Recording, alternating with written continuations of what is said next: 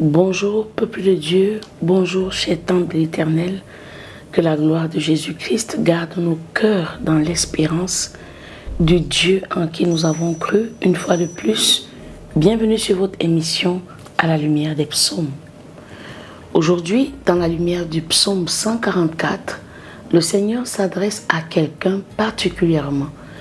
Il y a une étape entre le moment où nous invoquons le Seigneur pour qu'il nous exauce et qu'il nous accorde les désirs de notre cœur. Ça, c'est une partie de la marche du pèlerin, donc de la vie, de la relation que l'homme puisse avoir avec le Seigneur. Et arrive un jour où Dieu nous a bénis, Dieu nous a élevés, nous avons reçu de l'Éternel le témoignage de sa fidélité, mais beaucoup d'entre nous, une fois enrichis, une fois mariés, une fois mère d'enfants, une fois avec un grand ministère, et je dirais même avec un grand travail, nous oublions celui qui nous a fait. Nous connaissons l'histoire de Saül et de David. Nous savons que contrairement à Saül, David avait l'art de reconnaître à Dieu sa place dans ses victoires. Le roi Saül savait qu'il est héritier et donc par conséquent, le fait que Dieu ait porté son choix sur lui était une logique qu'il s'appropriait. Mais contrairement à David, il savait que celui qui l'a fait pouvait le défaire. À la lumière du psaume 144, David veut que tu apprennes à reconnaître à Dieu les victoires de ta vie. Lorsque la Sunamite a reçu un enfant, elle pouvait chasser Élie, elle pouvait se séparer d'Élie, elle pouvait renvoyer Élie, mais elle s'est souvenue que le fait d'avoir un bébé, un miracle, un mariage, un enfant, un poste bien placé ne signifie pas qu'on est à l'abri des épreuves. C'est alors qu'elle est retournée vers Élie et Élie a ramené le miracle dans la chambre haute pour le ressusciter.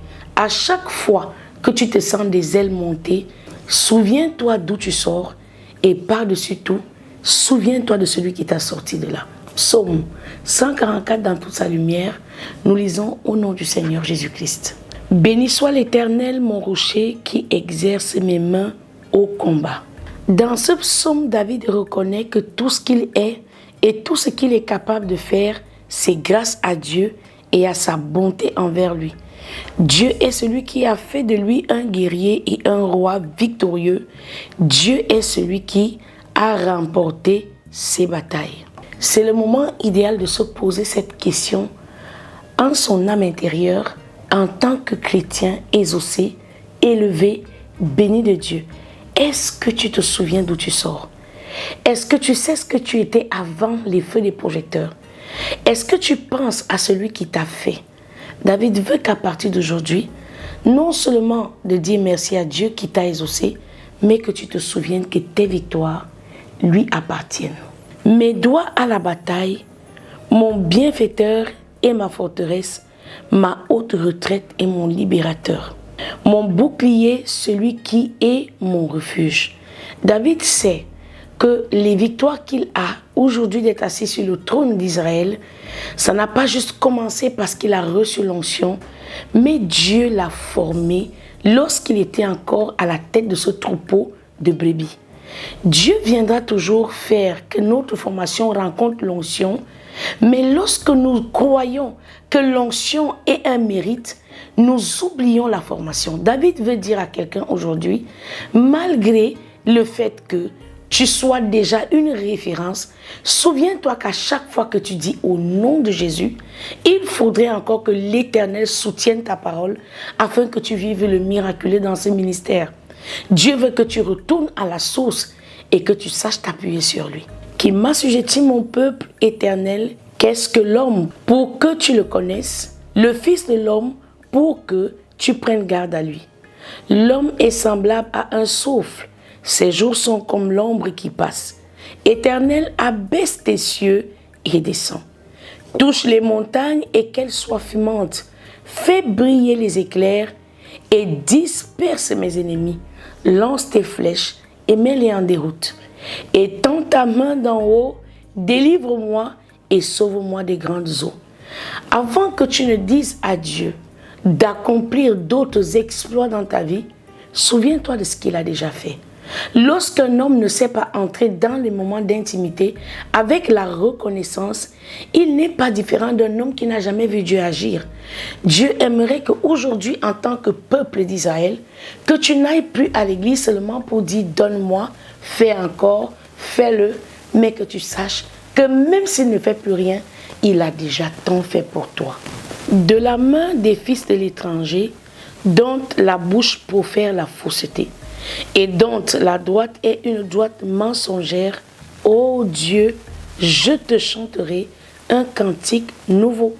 Je te célébrerai sur le luth à 10 cordes, toi qui donnes le salut au roi, qui sauve du glaive meurtrier David, ton serviteur. Délivre-moi et sauve-moi de la main des fils de l'étranger.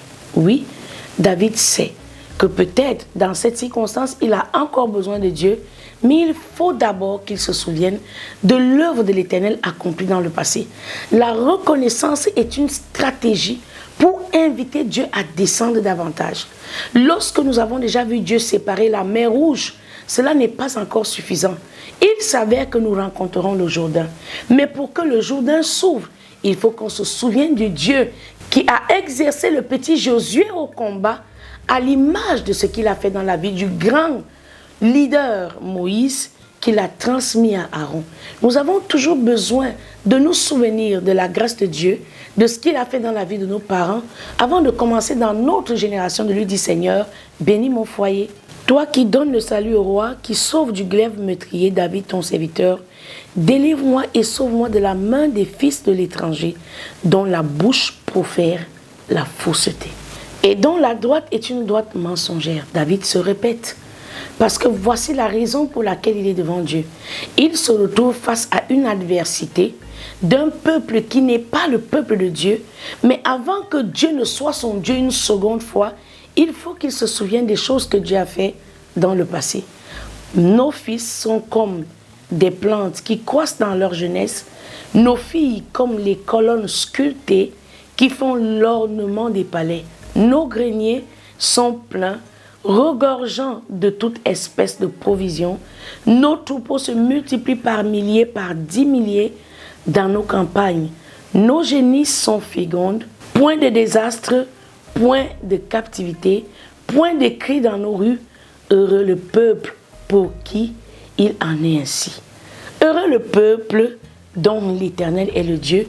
Bénis soient les familles qui savent recourir à l'Éternel. Bénis ceux-là qui ont eu leur exaucement dans la présence de Dieu, car tel il est écrit dans le livre de Psaume 144, leurs filles seront comme des colonnes sculptées dans les palais et leurs fils grandiront sans que personne ne vienne stopper leur croissance. C'était votre émission à la lumière du Psaume 144. Rendez-vous pour un prochain numéro. Que Dieu vous bénisse.